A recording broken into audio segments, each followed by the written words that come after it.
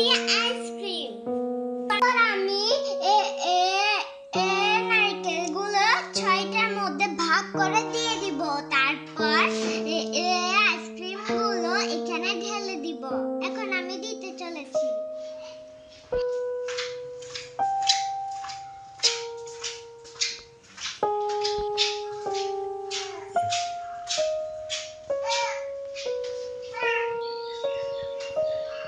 নারকেলগুলো দেওয়া শেষ হলে তারপর আমি দিয়ে দিচ্ছি এই আইসক্রিমগুলো।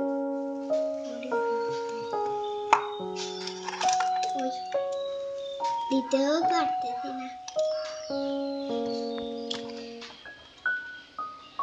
হয়েছে।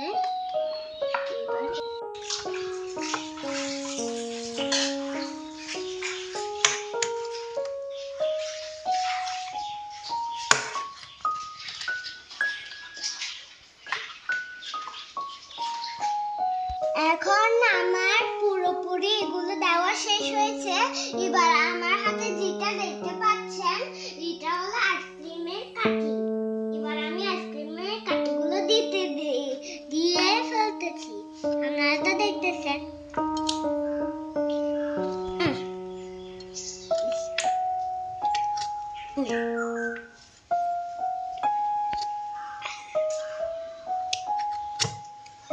এবার আমি এটা ফ্রিজে রেখে দিতে চলেছি।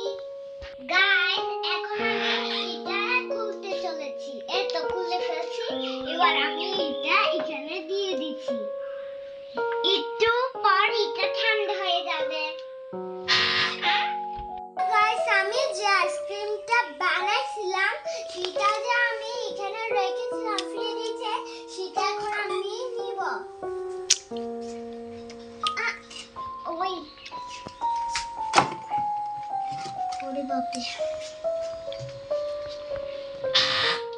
হ্যালো গাইস, অবশ্যই এটা হয়ে গেছে কিন্তু এটা খুলছে না।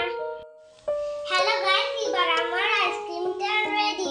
আপনারা চাইলে মাকে বলতে পারবেন আমাকে আইসক্রিমটা বানানোর জন্য। এই দেখেন, বাহ, কত স্বাদ!